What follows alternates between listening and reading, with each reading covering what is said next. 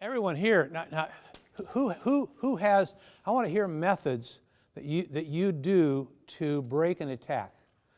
Okay, what do you do? But during that time, you can't be asleep. Oh, absolutely. Okay, what do you do? Run in place. Yeah. That kind of thing. But you can't be asleep. Of course. What do you do? I get it worse in my arm, so I will actually lay on my arm to try and make it fall asleep. To kill it. Yeah. Yeah, I hope it all stops. I hope it all stops right there in terms of anger towards your arm. Yeah. Kind of like your pad, I use a vibrator. Yeah. Okay. I rub it up and down. Yeah. my Yeah. legs and But you're actively doing something. absolutely. Okay. Yes, ma'am. I get up and use the computer, or I do something with my hands. I quilt or... Yeah. So you just kiss off sleep. You just say goodbye to sleep. I'm awake. I'm going to go do. I'm up. Because being up is. I mean, I have never gotten it walking along being up. Okay, that never happened. So up is good, but it comes at a cost. You're not sleeping. Yes, ma'am. I take my fist and I hit my leg as hard as I can, and that goes on for, no joke, 5 to 10 minutes intervals. Yeah. And I call mine episodes. Yeah. Yeah. And I like attacks because people have heart attacks. Okay, and that's serious. Okay, an episode sounds like the next chapter in a book. When I'm It's. describing it to my husband, I'll say I had 3 episodes. Yeah, last night. How long did those and last? the reason I use attack is I want folks to know this is something that's attacking me. That this is something out of my control mainly, and it's happening to me. I found walking downstairs, getting a glass of orange juice, and walking back upstairs did pretty well. Okay, but I'd have to do it several times. So I didn't quite do it. And then I'd get back into bed and I go, yeah, I'm okay. And I go, oh no, oh no, oh, it's not really happening. It's not happening. And you go, oh no, well, it should happen a little bit. Then, oh no, and I got. So the attacks are denial is the first phase. This is not happening to me now, and then it's going to happen a little teeny bit. It's going to stop there. No, it's really awful. So all of these methods are ways to have something you can do in the face of an attack at you, but they're all incompatible with sleeping. And in the long haul, the discomfort of the attacks is probably less detrimental to someone's life than losing hours of sleep every night, several nights a week. So my goal in working out this device was to allow someone to stay in bed and have a method that would be under that person's control that would be compatible with going to sleep kind of quickly. That was the goal. This is an entirely subjective phenomena. Can you diagnose the dream I had last night? Right, okay. Yeah. No. Or the pain that Or the pain one has. Okay, you can't diagnose internal psychological mental pain-like phenomena because there's no meter for that.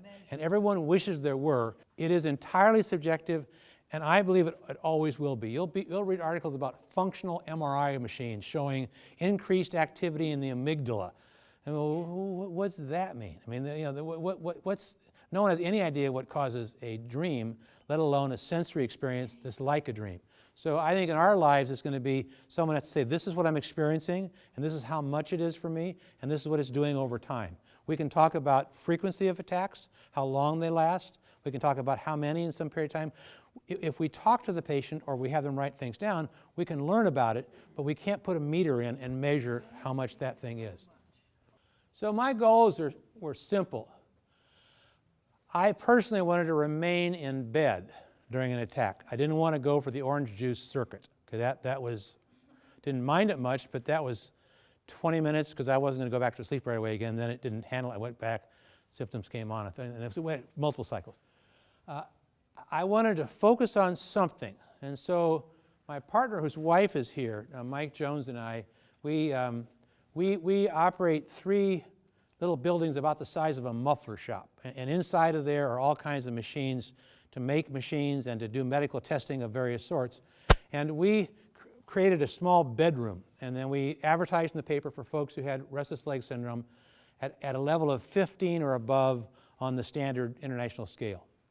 We got 20-some folks to come in, and we had them, not during an attack because we couldn't turn an attack off, but we had them put different sensory things under their legs. We put hot, cold.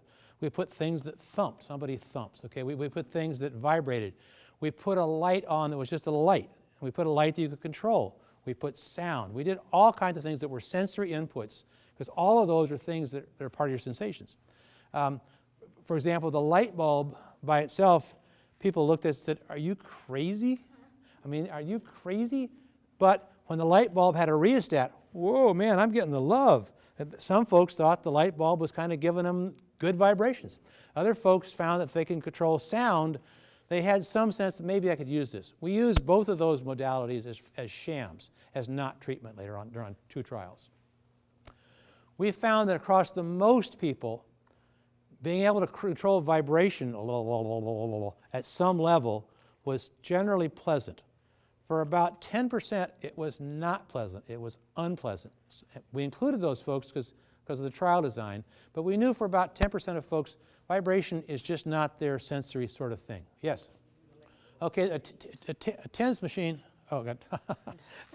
There we go. Wow. I was going to say we need to turn the lights up. Okay, so there we go.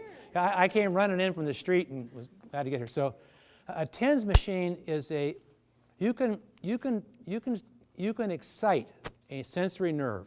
And we have probably a dozen different kinds of sensory nerves in our legs and arms. You can excite a sensory nerve naturally or electrically. Naturally would be to put some pressure somewhere. There's all kinds of little transducers, little teeny cellular things that when they're struck with pressure or vibration or heat or cold, they get excited and they excite a nerve. Okay, so that's how we excite. But the TENS, transcutaneous electrical stimulation, is an electrical current which directly excites the nerve. And people have gone to physical therapy. It's used after some manipulation or something to then do something else. And it's generally, you turn it up until the person hates it. And then you say, that's your number. So it generates a feeling because it's an unnatural thing that the nerve's getting. The nerves are not, they were never, we were not evolved to have electrical current come in at a certain rate. But it's thought to do some benefit for joint disorders and other sorts of things. So vibration is actually something wiggles, and that excites these little corpuscles in the skin and the subcutaneous tissues and tendons to then send a signal back up in the nerves. And for most people, I mean, if you go into a large shopping center, there's chairs you can sit in. You put $1 in and turn it on, and the thing wiggles, and you think, well, I wish I had another dollar. Put another $1 in. Pretty soon you're out of dollars, but it's pleasant for most people. But it's not for a handful. We know that. And we wanted folks to either go to sleep if the attack had occurred prior to sleep. Commonly, it happened to me. I was just about to go to sleep, and I go, no, it's not tonight. No, that was something else. I'm going to cross my leg. No, I think it's happening. So it's while you go to sleep. For other folks, they just go to sleep, and then they're awakened by the attack. So we wanted folks to either go to sleep with our device or return to sleep. The big goal was not to get out of bed, okay? Because all the things I've heard of, about 3/4 folks get out of bed. The other quarter I heard tonight where they do things in bed that are active, but you're not in a sleep mode. You know, banging your calf is not compatible with sleep.